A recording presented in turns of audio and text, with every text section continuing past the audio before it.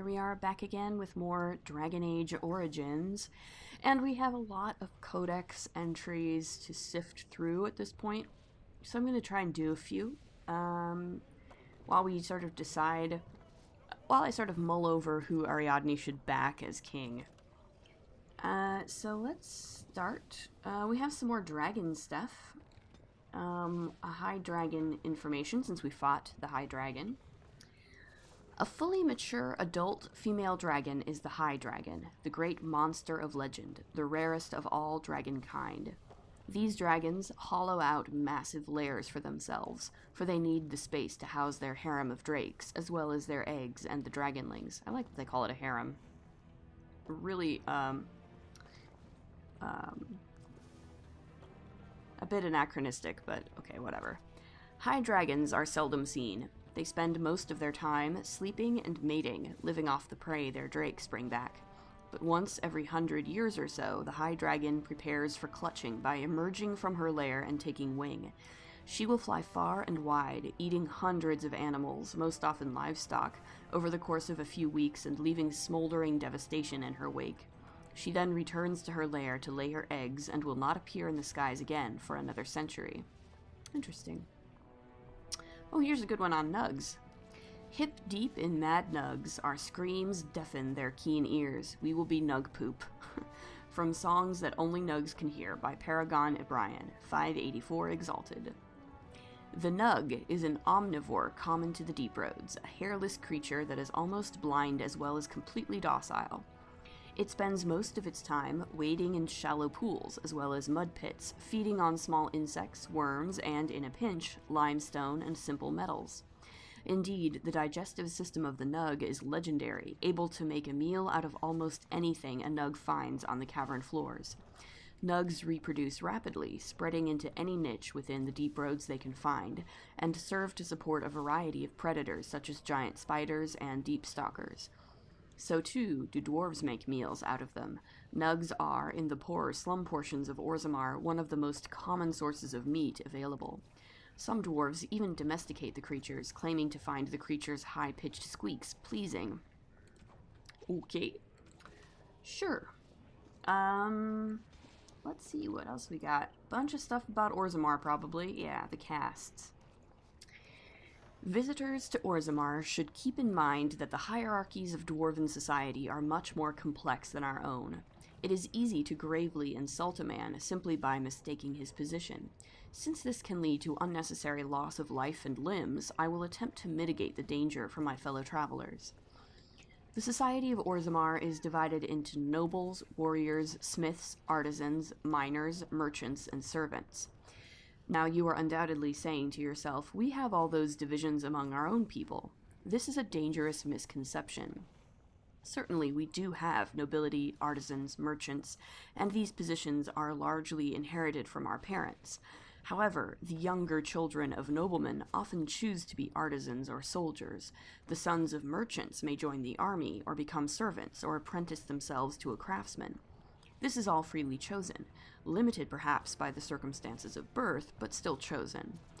What is a matter of choice for most human folk is dictated entirely by birth for dwarves. No one may become a smith who is not born to smith caste parents. A servant who marries a noblewoman will never be a noble himself, and although his daughters would be nobles, his sons would be servants, for daughters inherit the caste of their mother, while sons inherit the caste of their father. That's from our old friend Brother Genetivi. So yeah, that's pretty rough. Like, you're really stuck. Like, you're mostly stuck if you live anywhere else, but if you're born a dwarf into Orzammar, you're really stuck. Life in Orzammar. The dwarves of Orzammar are quite unlike those found in most human cities. Although Orzammar derives its vast wealth from trade with human kingdoms, all dwarves who come to the surface to trade are stripped of their position in society. Dwarven merchants are so ubiquitous in human cities that many people labor under the impression that all dwarves are merchants, or that their whole race worships coin and trade. But these surface dwarves are atypical creatures, the ones willing to give up all ties to their kin and sacrifice their rank in order to conduct business. Below ground, the dwarves are a people obsessed with honor, their own and that of their family. Most nobles incorporate chainmail even into formal gowns because slights and insults often turn deadly. They are a people who revere excellence and strive to achieve it in all things. Even members of the servant caste have been elevated to paragons, usually posthumously, in recognition of remarkable service. Well, so that's so basically the only way to achieve any kind of upward social mobility in dwarven culture is to be lucky enough to be named a paragon, because that's the only realm in which the playing field is kind of even, just because anyone can be a paragon in theory. Here's one on the deep roads. There isn't a dwarf alive who remembers the deep roads as they once were. They were the network of tunnels that joined the Tigers together. To be honest, it isn't even right to give them such a simple term as tunnels. They are works of art, with centuries of planning demonstrated in the geometry of their walls, with the statues of the paragons that watch over travelers, with the flow of lava that keeps the deep roads lit and warm. The cloud gazers up on the surface talk of the imperial highway built by the magisters of old, a raised walkway that crossed thousands of miles, something that could only have been built by magic. Perhaps it is comparable to the deep roads, although we dwarves didn't need magic. I suppose it doesn't matter anymore. The Darkspawn rule the deep roads now. When Orzammar sealed off the entrances to the deep roads, abandoning everything that lay out there, we handed over the kingdom that was to those black bastards forever. To think that there are Genlocks crawling over Bonamar now, tearing down our statues and defiling our greatest works. Corruption covers everything we built out there. Every dwarf who goes out and comes back says that it gets worse with each passing year. The foulness spread a little further. And the cloud gazers think the Darkspawn are gone just because they aren't spilling out onto the surface? Huh. One day, when Orzammar is gone for good, they'll find out differently. Those Darkspawn won't have anywhere else to go but up, and they'll do it. The surface folk will have themselves a blight that will never end.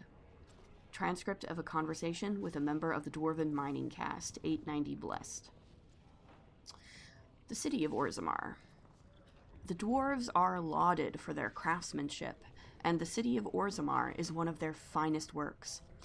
Orzammar lies at the heart of the Frostback Mountains, deep underground. The city arcs outward from the royal palace, which is built around a natural lava vent, continually fountaining liquid rock, which both lights and heats the entire cavern. The topmost tier of Orzammar is home to the noble caste, with their palaces fanning out in both directions from the court of the king, as well as the Shaperate, which serves as a repository for all dwarven knowledge. The lower tier is the commons, where the merchant caste holds sway and where the finest works of Orzammar's craftsmen are for sale. In the center of the river of lava, connected to the commons by a causeway, are the proving grounds, a sacred arena where the dwarves, by ancient tradition, settle their disputes. On one side of the fiery river are the ruins of old dwarven palaces, fallen into disrepair, which the locals call Dust Town, now home to the city's casteless. On the other side of the river are the deep roads, which once joined the sprawling dwarven empire together, but now, after centuries of Darkspawn incursions, are largely sealed off. Nearly all knowledge of this network of underground passages has been lost, even to its builders. Thanks, Brother Genitivi. Oh, here's a good one on the Legion of the Dead. Yes, Stone's greetings, friend. You will fight ceaselessly in the Legion of the Dead. Motto of the Legion of the Dead. The Legion accepts all. So I was told by one of the Legionnaires himself, a dwarf who waited quietly at the entrance to the deep roads for the rest of his unit to assemble. They gathered slowly, each equipped with heavy armor and fine weapons, each painted with grim tattoos applied at their funerals the night previous. For that is the nature of the Legion. They are all dead. Any dwarf may join the Legion, so long as he is willing to give up everything he has. The funeral rites are somber. A final goodbye is said to family and loved ones. Any material goods are dispersed to heirs, and last words are said, and then it is done. The new legionnaire marches out into the deep roads, never to return. The Legion fights against the Darkspawn to the last, striking one final blow against the monsters that have claimed so much of their homeland. Many join the Legion to clear the slate. Criminals join to avoid punishment. The dishonored join so that their houses and families need not suffer on their behalf. The bankrupted join so their debts might be forgiven. A very few join for a last chance at glory, but the Legion takes them too. This group hopes to reach the fabled fortress of Bonamar, once the Legion's home, associated with the greatest of their paragons. Bonamar is a holy place. Its loss the last great blow against the Dwarven kingdoms, and its recapture would be a glorious signal to all of Orzammar. But capture it or no, all of these warriors will die in the deep roads. It is a sobering thought, and I now know why the dwarves say the Legion's charge is the battlefield's most frightening sight. They have nothing left to lose. From Stone Halls of the Dwarves by Brother Jenna TV.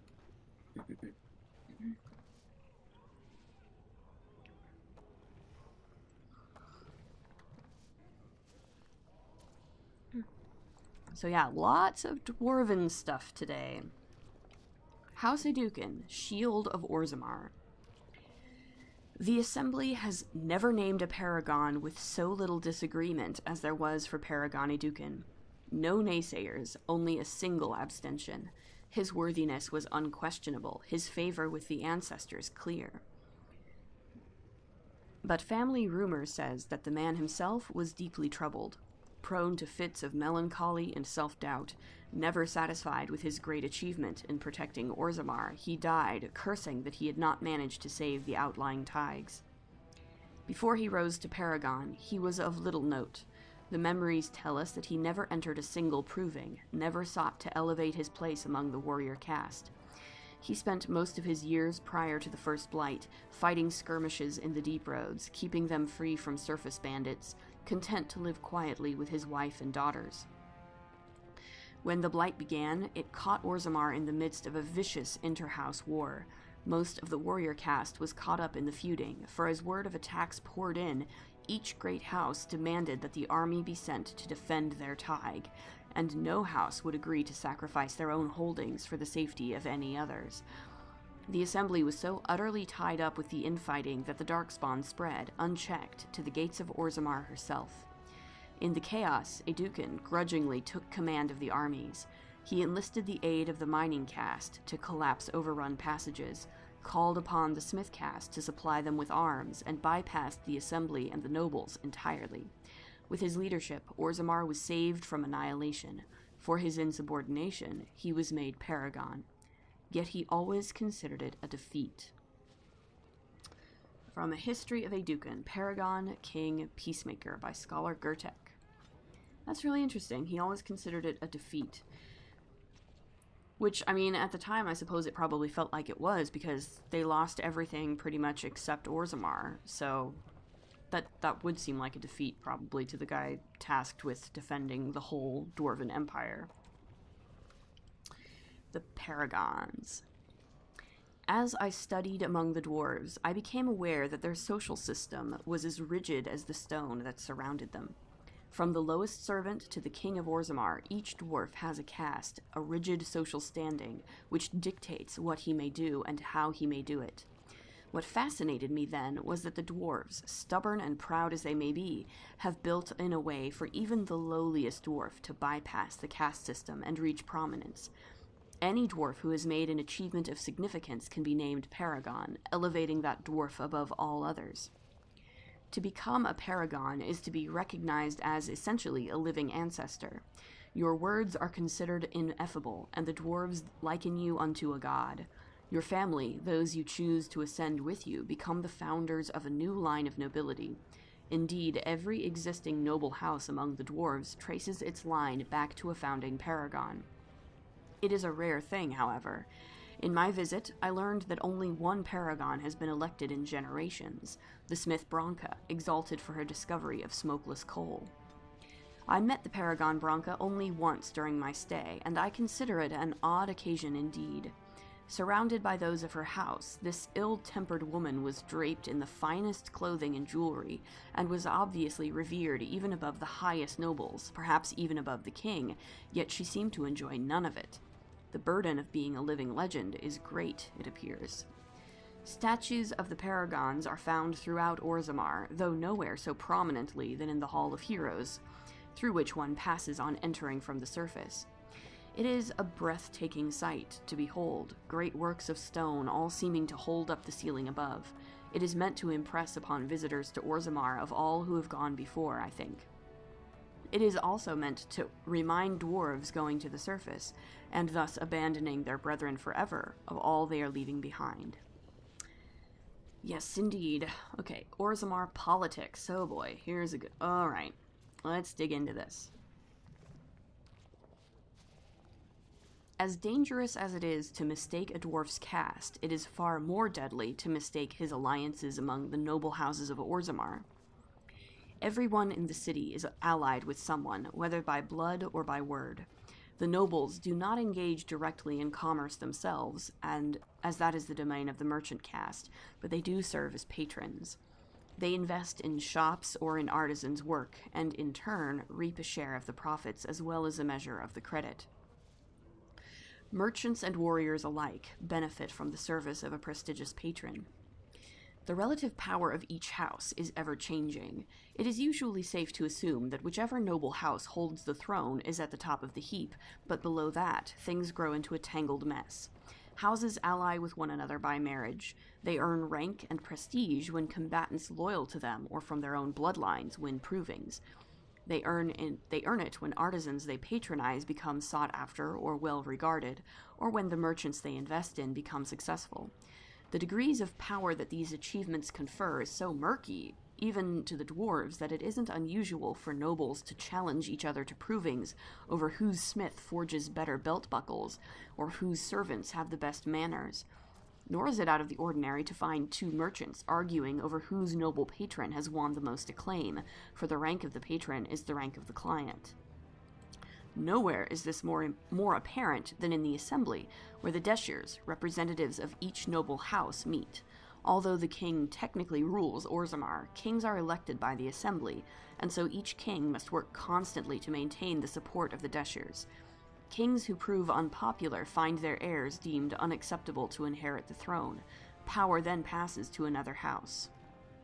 So yeah, it's in some ways it's also a lot like England or Britain, because for the past couple of centuries at least, like, the king pretty much rules at the behest of Parliament. And for most of English history, honestly, like, the king basically ruled at the behest of the noble class. Dwarven faith.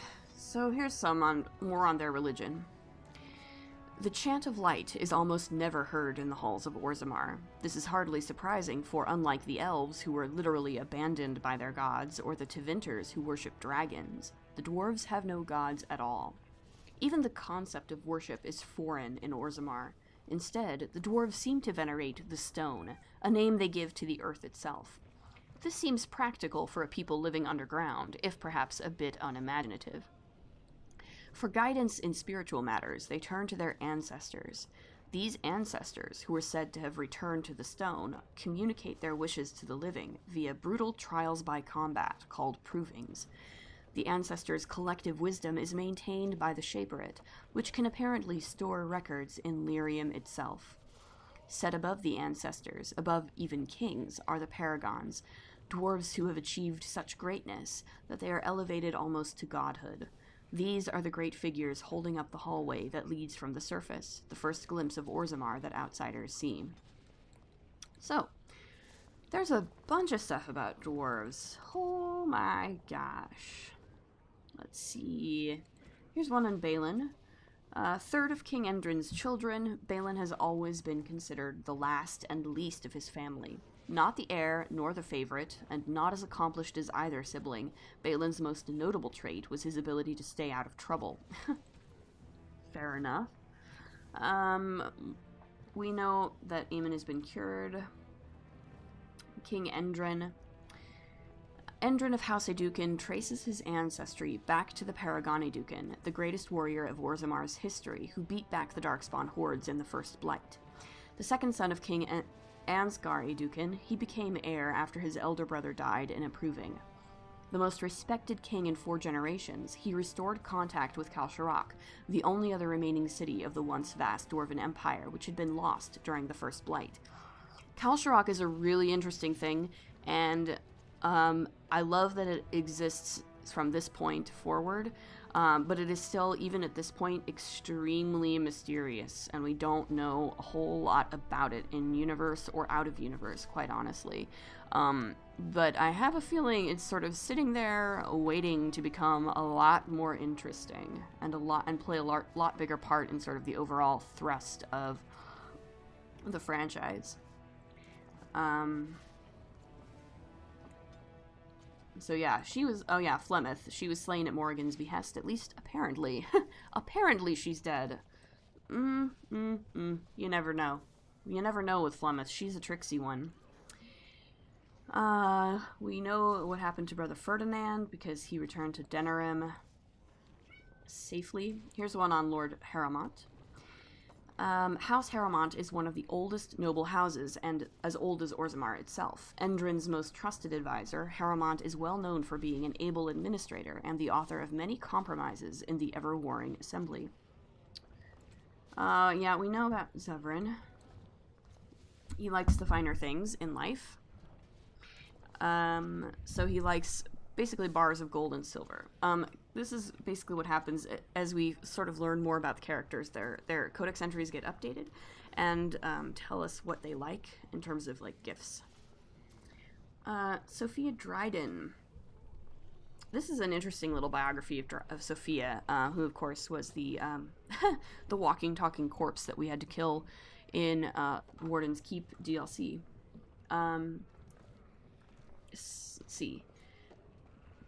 Arlessa Sophia Dryden was the young Arlen's rival for the throne of Ferelden. Dryden was a strong and charismatic leader with much support from the Banorn.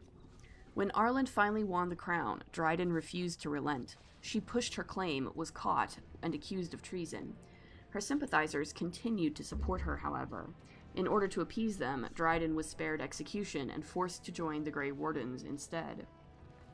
Dryden survived the joining and dazzled the Grey Wardens at Soldier's Peak with her leadership skills and charm. She eventually rose through the ranks to become the Warden Commander of Ferelden. Before Commander Dryden, the Grey Wardens were seen as a relic of an older time and an unnecessary drain on the nobles' coffers. Dryden, though, with her political connections, reinvigorated the Wardens and rapidly increased their numbers. In the meantime, King Arland proved himself a devious king, willing to go to brutal lengths to silence his opponents. Arland's reign of terror grew worse with each passing year, and some of the bands approached Commander Dryden in desperation, begging her to intercede. She agreed, and thus was the rebellion against King Arland born. Arland learned of the rebellion and took steps to end it. He publicly suspended all tithing to the Grey Wardens and declared that they were no longer welcome in Ferelden. Some of the Wardens, mindful that they were supposed to remain politically neutral, felt disgraced by Dryden's involvement in Ferelden politics, and left her side, even as the king's forces lay siege to Soldier's Peak. The siege took months and ended with the death of Sophia Dryden. Addendum. King Arland had driven the Grey Wardens from Ferelden, and after the siege of Soldier's Peak, the base was abandoned. When Soldier's Peak was finally entered again for the first time in centuries, it was discovered that Sophia Dryden had been possessed by a demon. Dun dun dun. Yeah. So yeah, that's some good codex.